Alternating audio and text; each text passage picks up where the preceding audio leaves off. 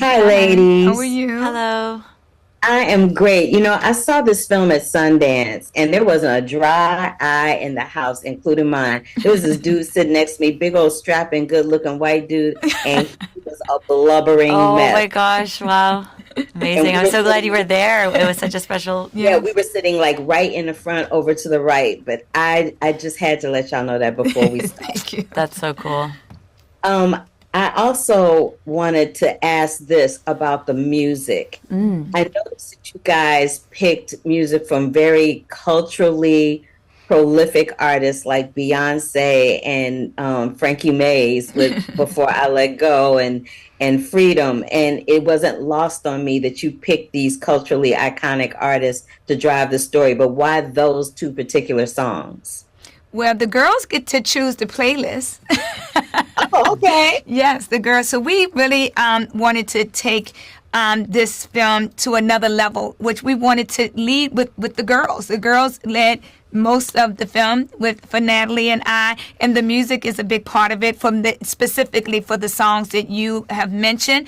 And so we just were like, wow, this is working, and it's culturally probably resonating with you because why wouldn't we pick those songs, right? For the girls to really just sit in the room with her mom and understand that, that Beyonce and Kendrick Lamar is like her inspiration. And what I do know specifically in the black culture, what gets us up every day is the love of music. That is our motivator, our teacher, our comforter.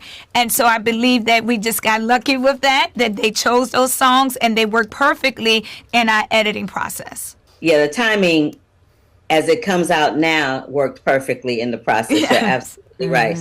One of the things I also loved, and it wasn't lost on me, is that you all told the story evenly by showing the understanding for the moms, like that moment where the young lady is speaking to the moms and saying, I know this is hard for y'all. You're the one that's always there. It's hard to let them go for this one day. And I wanted to find out from you how important it was for you to show all sides of the coin, including the daughters and the dads and brother Chad and the moms. Well, the young lady was myself.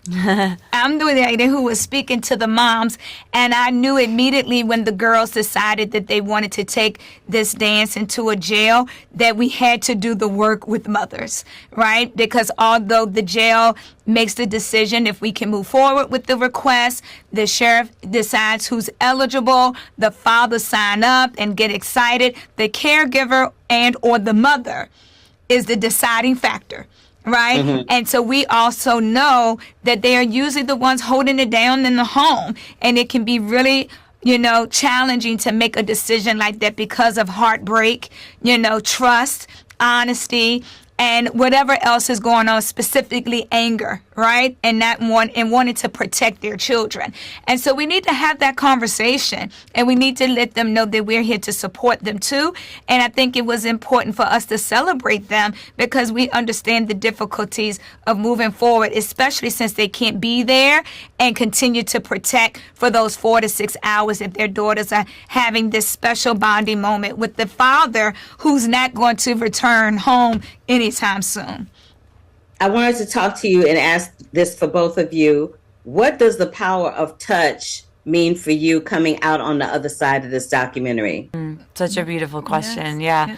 I didn't know going into it that this would become such a central theme, and it grew with momentum as we went through the project. So at the beginning, talking to the daughters and the fathers about what they would like to change about their situation, every single person was saying, I just want to be able to touch them.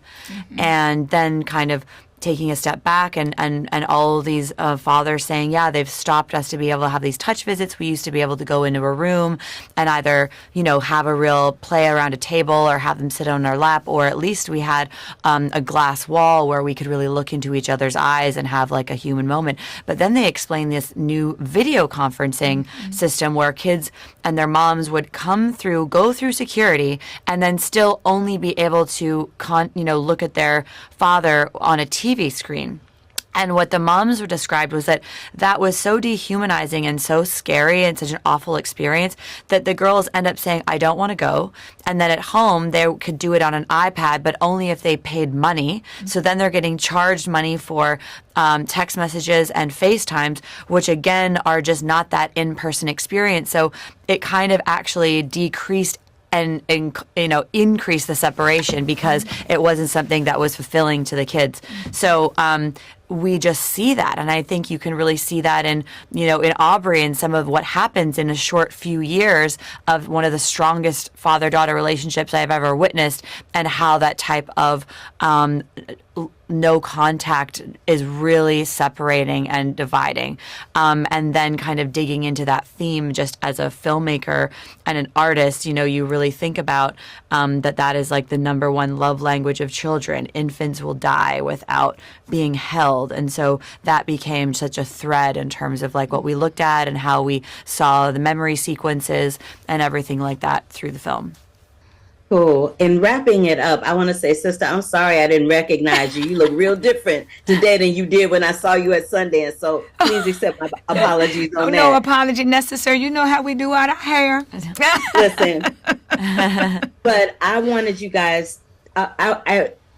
This touched my heart so much, and I have been profoundly changed as a result of witnessing it. Awesome. I'm a daddy's girl. My dad was in the Marine Corps, so he was gone a lot. Yeah. And I, like everybody else, was a blubbering mess when I saw this in January. And I hope that even more eyeballs and more audiences get to see it and be touched in the way that I was. So thank you for your time. Thank you so much. Sharing appreciated. that. Appreciate Thank you it. so much. Thanks. All right. Bye.